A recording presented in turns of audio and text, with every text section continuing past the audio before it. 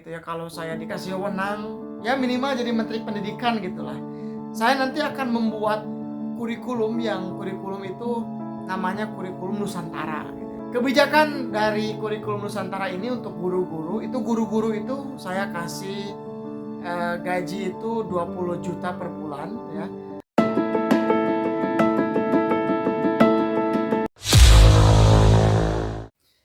Assalamualaikum, halo Sobat Master Pendidikan, bertemu lagi dengan saya di channel Master Pendidikan, tentunya channel yang akan berkontribusi menjadikan pendidikan Indonesia unggul di kancah dunia. Ada satu tayangan menarik nih, kita dengarkan dulu ya, dari seseorang yang luar biasa ya, kita dengarkan dulu. Jadi guru datang ngelamar, ya maaf ya ada sekolah ini mah seadanya segini, ya namanya juga sekolah. Sekolah itu kan berarti ngajar anak-anak, ini amal jariah, ilmunya disebarkan ke anak-anak. Jadi jangan dulu berpikir soal money oriented ya, jangan dulu mikirin soal gaji, soal uang, di sini mah apa adanya aja. Yang penting nanti di akhirat punya tabungan. Nah jadi pikirannya itu menjual akhirat, menjual agama untuk dijadikan bumper kelemahan dan kesalahan. Dan karena itu, maka sekolah-sekolah Islam itu banyak yang masuk ke dalam lingkaran setan. Misal begini, karena guru dibayar seadanya, maka guru itu akan memberikan pelayanan pendidikan yang seadanya. Ya, biasa itu sudah hukum kemanusiaan ya. Karena si guru itu hanya memberikan layanan pendidikan seadanya, maka siswa-siswa pun belajar seadanya. Karena siswa belajar seadanya itu, maka kualitas lulusan mereka juga seadanya, ala kadarnya. Karena kualitas kelulusan siswa itu ala kadarnya, seadanya, maka image sekolah itu menjadi image sekolah seadanya atau bahkan kurang di mata masyarakat. Karena itu, siapapun yang masuk ke sana adalah siswa-siswa yang seadanya. Karena sekolah itu tidak diminati, biasa-biasa aja. Nggak bisa bikin saringan masuk, nggak bisa bikin apa, semacam itulah. Nah, karena image sekolahnya itu jelek, maka yang masuk ke situ juga adalah siswa-siswa dengan kadar yang seadanya. Karena siswa yang masuk ke sana kadarnya seadanya, karena dididik oleh orang tua yang seadanya. Makanya memberikan SPP juga seadanya. Kan begitu, nunggak dan lain-lain.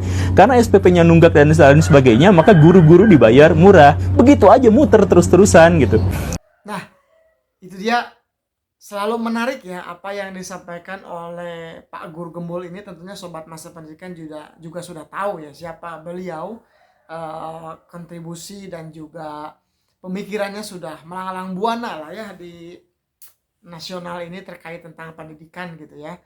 Nah, Sobat Master Pendidikan, saya di sini bukan untuk membenarkan atau menyalahkan apa yang disampaikan oleh Pak Guru Gembul, tapi tentunya saya di sini punya mimpi terkait tentang pendidikan Indonesia dan juga sekolah impian Indonesia itu harus seperti apa gitu ya. Nah, justru saya bermimpi gitu ya bahwa pendidikan Indonesia itu ke depan gitu ya, kalau saya dikasih wewenang, ini mimpi ya. Mimpi saya dikasih wewenang ya minimal jadi menteri pendidikan gitulah, saya nanti akan membuat kurikulum itu namanya kurikulum Nusantara gitu ya, kurikulum Nusantara. Kenapa? Ya kita mau tidak mau kan wilayah geografis kita itu kan terdiri dari pulau-pulau, dari Sabang sampai Merauke, dari Miangas sampai Pulau Rote kan gitu ya. Nah itu terbentang luas pulau-pulau dari utara selatan, kemudian barat timur, dan juga kita mempunyai khas masing-masing gitu ya, khas masing-masing. Di kurikulum Nusantara ini nanti ketika ada di daerah itu wilayah pantai, maka SMK atau kampus itu harus mendirikan SMK dan kampus yang jurusannya sesuai dengan wilayah di pantai itu, yang berhubungan dengan pantai. Mungkin jurusan perikanan, mungkin jurusan penelayan, mungkin jurusan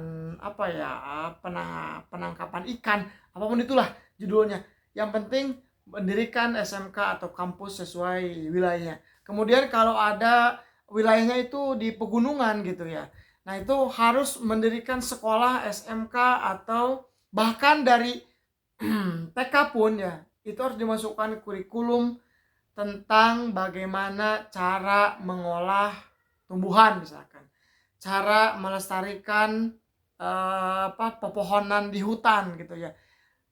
Itu kurikulum Nusantara. Kemudian juga kalau ada di wilayah perkotaan seperti apa dan sebagainya. Itu di kurikulum Nusantara gitu ya nanti gitu ya. Nah, kemudian kebijakan dari kurikulum Nusantara ini untuk guru-guru itu saya kasih gaji itu 20 juta per bulan ya. 20 juta per bulan itu harus dipakai untuk selain daripada gaji pokok guru itu ya. Kemudian juga guru itu punya staf. Jadi guru itu fokusnya hanya mengajar saja dan menularkan karakter yang baik.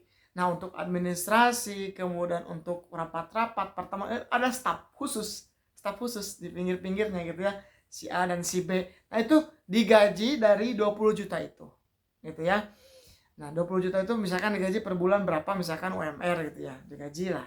Nah, untuk mengurusi administrasi dan juga. Jadi guru fokus hanya menambah ilmu, literasi, kemudian mengajar, menularkan karakter yang baik gitu ya. Nah, kemudian saya bermimpi juga di pendidikan itu guru yang sudah 5 tahun mengajar gitu ya, itu sudah otomatis diangkat sebagai pegawai negeri sipil gitu ya, diangkat sebagai PNS. Karena 5 tahun itu cukup ya untuk menguji keloyalan kita, menguji keloyalan seseorang itu terhadap profesi yang dia geluti gitu ya. Jadi tidak usah lagi ada tes-tes lain sebagainya, tinggal kalau ada kekurangan kita rekrut jadikan PNS dan itu setelah PNS itu dibina gitu. Jadi gak ada seleksi lagi gitu ya. Nah, kalau hari ini seleksi kan ya bisa jadi kalah dengan fresh graduate gitu kan. Nah, 5 tahun itu udah otomatis jadi PNS karena itu sudah sangat teruji keloyalan seseorang itu terhadap sesuatu, apalagi keloyalan terhadap pendidikan atau menjadi sebagai guru gitu. Itu udah otomatis diangkat jadi PNS gitu ya. Nah, kemudian juga dari anggaran pendidikan sebanyak 20% gitu ya dari total APBD gitu ya. APBN. Nah, itu sekolah itu BOS itu juga ditambah gitu ya, karena selain daripada membayar itu kan dari pemerintah sudah ya tadi ya honor guru atau gaji guru gitu ya. Nah, itu fokus saja untuk meningkatkan sarana prasarana gitu ya. Yang terpenting adalah sarana ibadah gitu ya, dan sarana kebersihan gitu ya, juga fasilitas-fasilitas belajar yang lain itu full untuk digunakan di sekolah gitu ya. Kemudian saya bermimpi juga nih bagaimana untuk standarisasi internasional ya, kita keluar aja dari PISA gitu ya. Keluar dari PISA kita tingkatkan, bahkan jam agama itu, jam pelajaran agama, karena kita Pancasila, ketuhanan yang Maha Esa, maka agama itu harus difokuskan gitu ya. Maka jam agama itu tidak hanya 3 jam per minggu, bahkan kita tambah jadi 6 jam per minggu gitu ya. Jadi kalaupun nanti mau standarisasi internasional, yuk kita uji agama gitu ya, ujian agama gitu ya, agama apapun yang ada di Indonesia gitu ya, itu karena difokuskan. Insya Allah kita juara lah ya, kita akan menjadi peringkat pertama gitu ya untuk memajukan sumber daya manusia gitu ya, di bidang keagamaan gitu ya. Kemudian juga di bidang pengelolaan daerah gitu kan, itu sudah komplit lah.